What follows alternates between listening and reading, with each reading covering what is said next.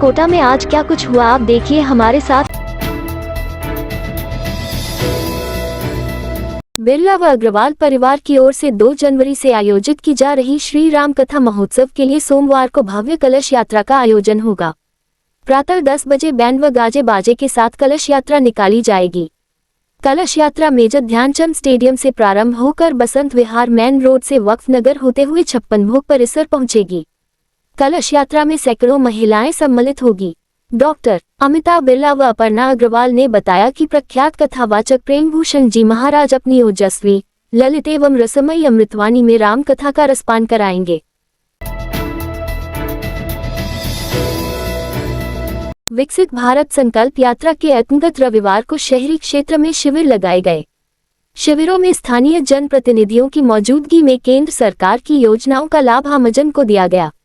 जिला नोडल अधिकारी ममता तिवारी ने बताया, रविवार को कोटा के नया नोहरा एवं आकाशवाणी में विकसित भारत संकल्प यात्रा के तहत शिविर लगाए गए, जहां शहर वासियों ने केंद्र सरकार की योजनाओं की जानकारी प्राप्त कर विभिन्न योजनाओं में पंजीकरण करवाया।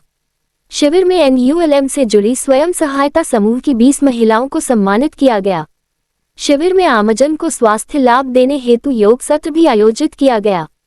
NULM की जिला प्रबंधक डॉक्टर हेमलता गांधी द्वारा मोटे अनाज के फायदे के बारे में भी विस्तार से लोगों को बताया गया। उन्होंने बेटी बचाओ बेटी पढ़ाओ के साथ सुकन्या योजना की विस्तार से जानकारी भी आमजन को दी। इस अवसर पर लव कुमार शर्मा, अनिल एवं अन्य अतिथियों ने उत्कृष्ट कार्य करने वाली स्वयं सहायता समूह की महिलाओं को सम्मानित किया।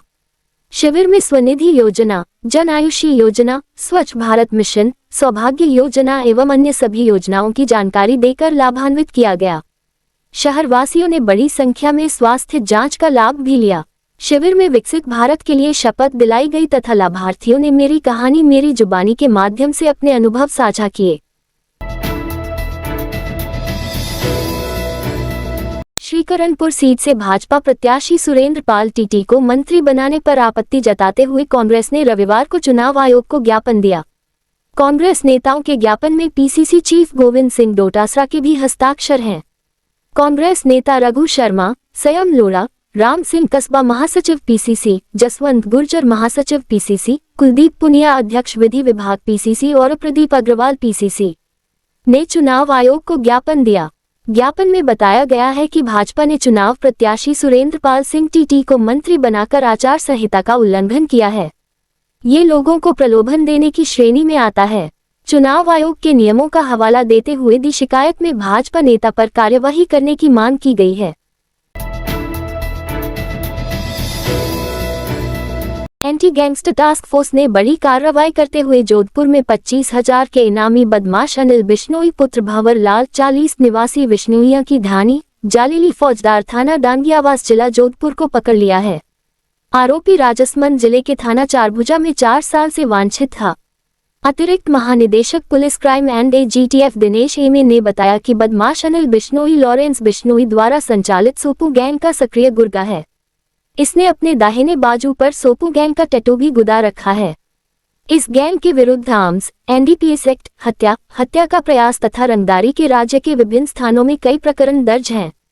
ADGMN ने बताया कि बदमाश अनिल बिश्नोई राजसमंद जिले के थाना चारभुजा में NDPS एक्ट के मामले में 4 साल से वांछित है।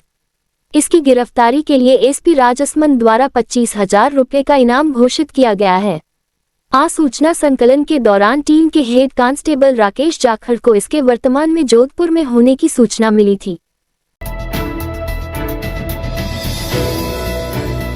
जवाहर कला केंद्र के रंगायन सभागार में मौजूद हर शख्स राष्ट्र प्रेम के भावों से सराबोर नजर आया। सभी दर्शकों ने महान स्वतंत्रता सेनानी लोकमान्य बाल गंगाधर तिलक के त्याग और बलिदान को नमन किया, जिनके सामने हिमालय भी बौना जान पड़ता है।